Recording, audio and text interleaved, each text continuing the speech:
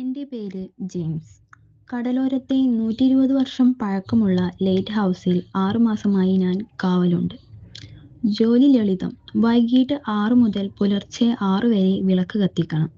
മുൻ keeper mister Peter പോകുന്നതിന് മുമ്പ് പറഞ്ഞു. രാത്രി 1 മണിക്ക് മണി 7 പ്രാവശ്യം അടിക്കും. എണ്ണിക്കോ, 7-ൽ കൂടുതലടിച്ചാൽ വിളക്ക് കൊളുത്തരുത്. അത് കടലിൽ നിന്നാണ് വരുന്നത്. ഞാൻ ചിരിച്ചു. കടലിന് മണിയോ? സമയം രാത്രി 1 മണി. കാറ്റ് ശക്തം. പെട്ടെന്ന് മണിയടിച്ചു. 1, 2, 3. 6-ൽ നിർത്തുമെന്ന് കരുതി. പക്ഷേ 7-ാം അടി വന്നു. പിന്നെ 8, 9. വിളക്ക് പെട്ടെന്ന് മിന്നി മിന്നി അണഞ്ഞു.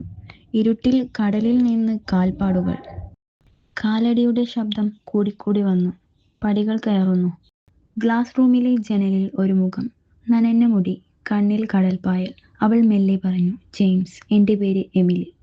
ഞാൻ 1942-ൽ ഈ കടലിൽ മുങ്ങി മരിച്ചു. എൻ്റെ വിളക്ക് എനിക്ക് തിരികെ വേണം. ഞാൻ പെട്ടെന്ന് ധൃതിയിൽ പഴയ ലോഗ് ബുക്ക് എടുത്തു നോക്കി.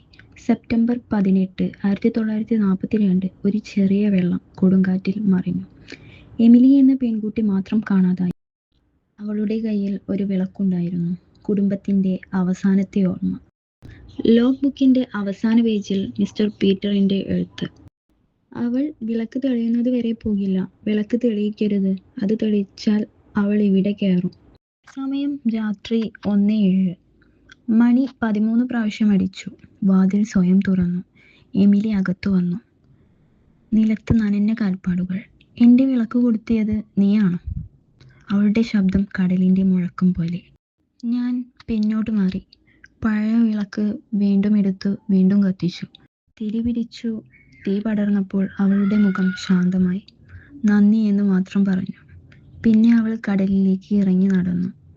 കാൽപ്പാടുകൾ മെല്ലെ മാഞ്ഞു. മിസ്റ്റർ പീറ്റർ ശരിയായിരുന്നു. വിളക്ക് കൊളുത്തിയാൽ അവൾ വരും. ഇപ്പോൾ ഞാൻ എല്ലാ രാത്രിയും 1 മണിക്ക് കത്തിക്കുന്നു. മണി 7-ൽ നിർത്തിയാൽ ഉറക്കം. 7-ൽ കൂടുതൽ അടിച്ചാൽ ഞാൻ വിളക്ക് കത്തിക്കും. ഇന്നലെ മണി 14 പ്രാവശ്യം അടിച്ചു. കടലിൽ നിന്ന് 2 ജോഡി കാൽപ്പാടുകൾ.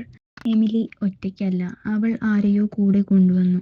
അതാരാണെന്ന് എനിക്ക് ഇപ്പോഴും അറിയില്ല.